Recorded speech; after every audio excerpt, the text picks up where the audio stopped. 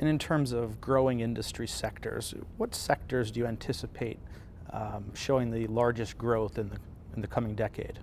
I do believe that the sectors in which we have been traditionally strong, such as financial services, pharmaceuticals, diagnostic equipment, machinery, fine tools, I believe that they will continue to be strong in Switzerland. But over the last 10, 20 years or so, we also have made great strides in medical technology, in biotech sector, and I think those are growth areas that will help Switzerland to become even more advanced in the high tech sector. And with such an incredible landscape in Switzerland, the Alps and the lakes and the incredible culture and food, I have to imagine tourism is a significant industry sector as well. Tourism contributes about 2.5% to GDP. If you look at all the supporting industries, it is almost 3 times as much. So it is a very important, tourism is a very important sector, and the Swiss government, our government, invests heavily in tourism, in the beautification of the country, and we experienced, during the economic crisis, we experienced a little bit of a downturn, but we are back up to speed again, and visits from the United States have gone up by 10% again last year, despite the strong franc. For those of us that haven't been to Switzerland, what message might you have for prospective U.S. tourists about what they'd find during a visit there? They would find the highest density, for example, the highest density of museums per capita in the world, which may surprise a lot of people. Then, of course, the natural beauty of the Alps, lakes, clean lakes. You can swim in rivers. That's one of the attractions of the capital, where I worked before I came here in the summer. Sometimes all the civil servants, all the federal buildings, they empty out. Everybody goes down to the local river to swim in the river, and so you find pristine environment, beautiful scenery, interesting cities, very livable cities. Consistently, our big cities have been the most competitive in terms of living standards and in quality of life. So you'll find all that. Now, for the U.S. business people that may not have foreign language skills, how hard would it be for them to find an agent or a distributor or to conduct business in Switzerland? They wouldn't even know that they have left the United States. Really? I'm exaggerating, of course, a little bit, but very many Swiss people are fluent in several languages, and more English, of course, has become the language of choice when it comes to business meetings, even among Swiss, interestingly enough.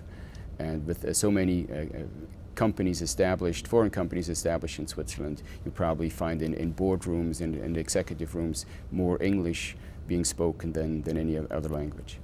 Wow. So our small and mid-sized businesses need not be intimidated. This sounds like a very welcoming business environment as well as a tourism environment. It is a very welcoming business environment, as the success that we have experienced in attracting foreign companies shows. Over the past several years, we've had the distinct pleasure of working with one of your colleagues, Daniel Bangser, at Swiss Trade and Promotion.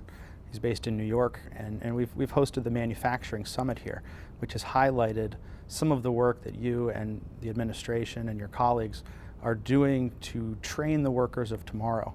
I'm wondering if you could just tell me a little bit about that program. I think our audience would find it really interesting.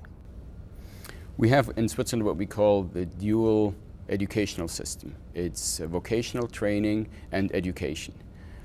Basically, what it means, at the age of 16, you go to a trade school. You go to which you will attend 2 days per week, and 3 days per week you will be in a company that will devise a program particularly for you as a trainee. And so the whole system is based on cooperation by the companies, and that's why this system is so well integrated in Switzerland. It's supported by the government, but it is also very much supported by private businesses. And I do believe that the fact that we have been able to have a highly skilled workforce, both in terms of language skills, but also vocational, professional skills, is due to this system, which means that the vast majority of people and students in Switzerland do not go to college. They go to one of these trade schools and get their apprenticeship, get their training for 3 to 4 years in a company. Well, this sounds like an amazing program. Has it been fairly successful? It has been very successful, and I do believe in Switzerland not going to college is not a stigma. People take pride in the skills that they acquired in the course of such a program, of going to school and at the same time being integrated in the working process of a company. They take pride. At the end of such a program, they get a diploma. They have tough exams in school as well as at the job. So that they are very happy and very content to have gone through this program and acquired all these skills. And if they choose to do so later on, they can go on for continuing training, for continuing academic education, and they can develop their theoretical skills further on if they choose to do so. So now this apprenticeship, for lack of a better word, sounds like something that benefits the students, but also the companies. And it sounds like the companies are actually supporting this in terms of placement and placing the students into a business. Is that done at the university level, or does the company avail themselves to the students? What very often happens, particularly of course if the company is happy with the students and they have been able to observe them over the course of 3 years, they hire them. So it's beneficial for both of them. The first year, I would say roughly, it depends on the industry, but the first year it's probably an investment for the company, because they put more into the program than they get out of the student in terms of performance and productivity. But at some point in the second year, that equation changes. And while the students are paid for their performance, they are actually more productive and they put more into the company than they take out in terms of salary. So it is a hugely beneficial system also for the companies, and that's why it's successful also for the companies, not just for the students. It really is a win-win situation. It just sounds like such a forward-thinking program. It sounds incredibly impressive, and I'm guessing that it applies more to manufacturing than it would to, say, financial services. We have this system across the board. You are right. There are industries that lend themselves more to that kind of a program than others. But I wouldn't exclude any of the sectors from this program. Great. Well, we appreciate the program that you hold here, because I think it certainly opens my eyes to other ways that we can be training the workforces of tomorrow, given what's happening in the economy, what industries are emerging, and it's a new way to kind of go about apprenticing students. What we're also experiencing is the fact that students not only acquire professional and vocational skills in the companies, the fact that they're also going to school and learn language skills there and accounting, how to work with computers, that makes them also more easily retrainable. If there is a recession, if in one industry sector there is a downturn, it's easier to retrain them for another sector, because they have more basic skills because of their school education than they otherwise would. Switzerland is unique in that it's located smack in the middle of Europe. Can you tell us about the advantages of that location? If you look at the geography, of course, Switzerland is at the very heart of Switzerland. But more than that, Switzerland also belongs to 3 major cultural areas. So if you, sometimes people refer to Switzerland as Europe in a nutshell.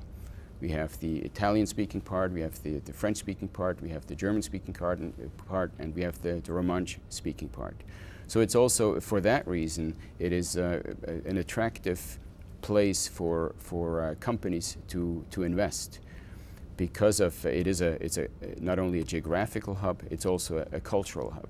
And with all the languages that are spoken there, it is a little bit of a mirror image of Europe itself.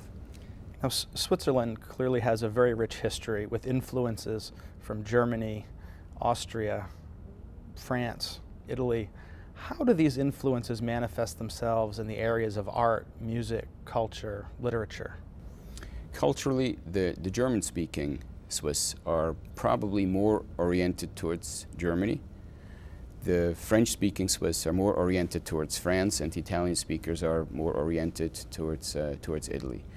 That seems obvious because of the linguistic similarities or identical languages, and they're in that sense they are probably culturally they're more drawn to their neighbors abroad than to their brethren across the language divide within the country.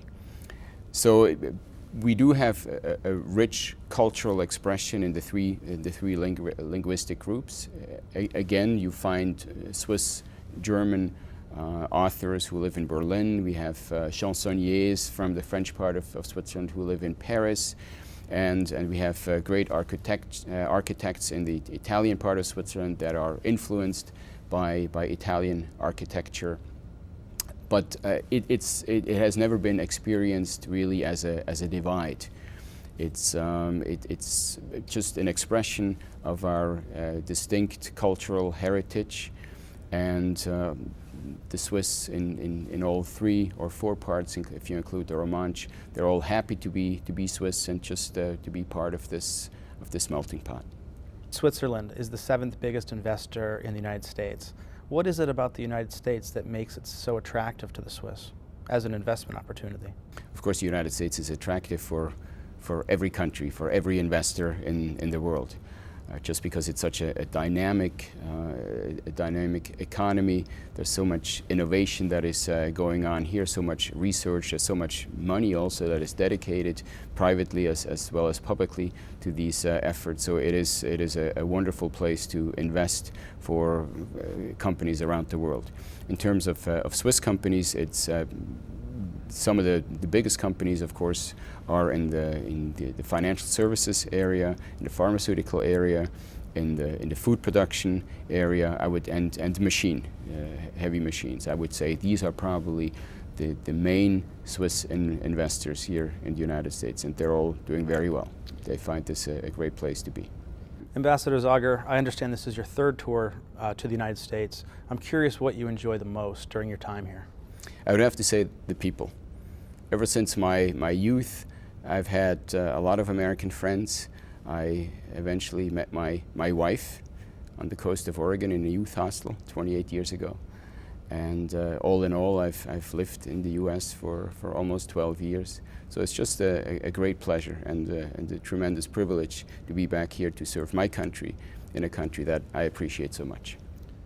On our behalf, it's an absolute honor and pleasure to have you here with us today at the Ronald Reagan Building and International Trade Center. And I just want to thank you for coming in. The pleasure is mine, Andrew. Thank you, sir. Thank you.